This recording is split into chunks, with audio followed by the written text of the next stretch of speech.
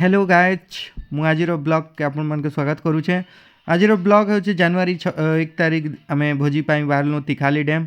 और फटाफट बाहरी गलु। सकाळुआ शीत ठंडा बहुत लगुला फिर भी आम 9टा सुधा बाहरी गलु तिखाली गोटे बहुत सुंदर पिकनिक स्पॉट। तो गला बेले देखबे देखला डैम पूरा रोड के पानी टच करुचे केते पॉइंट ऑफ व्यू तार पानी बहुत सुंदर देखा जाउची। तिखाली डैम ये पश्चिम ओडिशार गोटे ऐतिह्य डैम जोटा हीराकुद पर सेकेंड लार्जेस्ट डैम बनी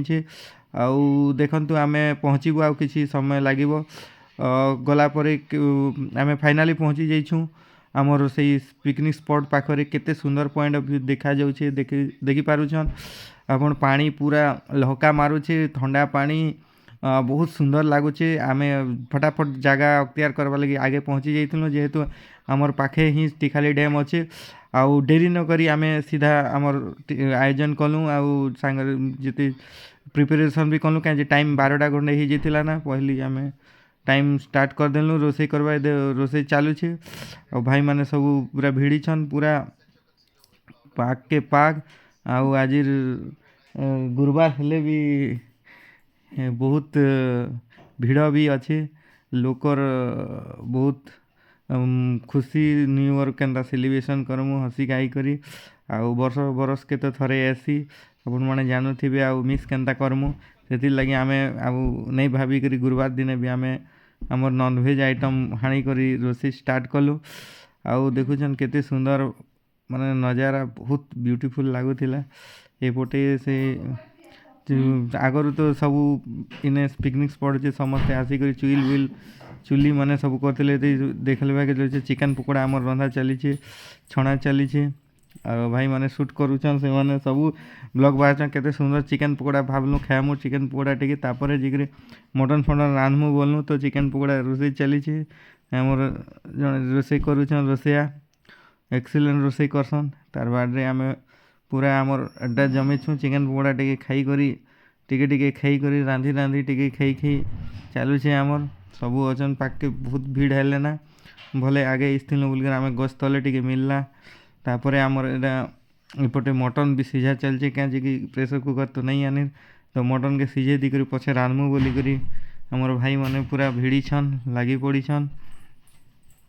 तो देखबा के गले पूरा जुए जलुचे डह डह डह डह मटन पर सीझा चली पूरा देसी मटन पूरा बाजार के जिकरी पूरा सकाल मटन अणा होपटे चिकेन पकोड़ा भी गरम गरम छणा होपटे चिकेन पकोड़ा खिया होपटे मटन छड़ा हो देखिपार एपटे भाई माने पूरा खुश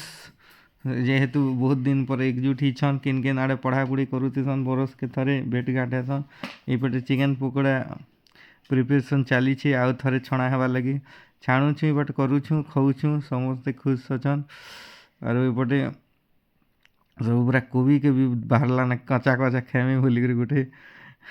आईपटे सब पूरा खुश देखुचन बहुत बढ़िया लगुचे ई भोजी एमती बहुत सुंदर लागसी बरस के थरे ऐसी तो भोजी कर रंधा बड़ा सरला के टिके रेस्ट नहीं छुईटा आउ सब आड़े तो पूरा चुली बसचे टिके देल दुला नहीं हबार तो देल दुला हेले समस्ते खाएमु बोलछु आउ गरम चुली बसचे केते पॉइंट ऑफ व्यू पूरा बढ़िया देखा जाऊँगी पूरा नदी कूले पूरा डैम कूले अच्छे आमर जस्ट गाँ पाखे ना यहाँ भोजी ना बटे सब भीड़ बड़ ही गला ना बटे बहुत सुंदर समस्ते पूरा भीड़ ही गले से जगह बट बोटिंग करुछन देखुथे पूरा 250 टका नौछन जन के बोटिंग करवा लगी आम रांधि सारे बोटिंग करी जिमु खाई खुआ करी पानी लहरा देख बहुत सुंदर दिशुचे केते सुंदर जगहटा आमर तिखाली डैम पिकनिक स्पॉट पूरा यहाँ आमर नूआपड़ा जिलार गोटे गौरव पिकनिक स्पॉट कहले हेबनी सबुआड़ू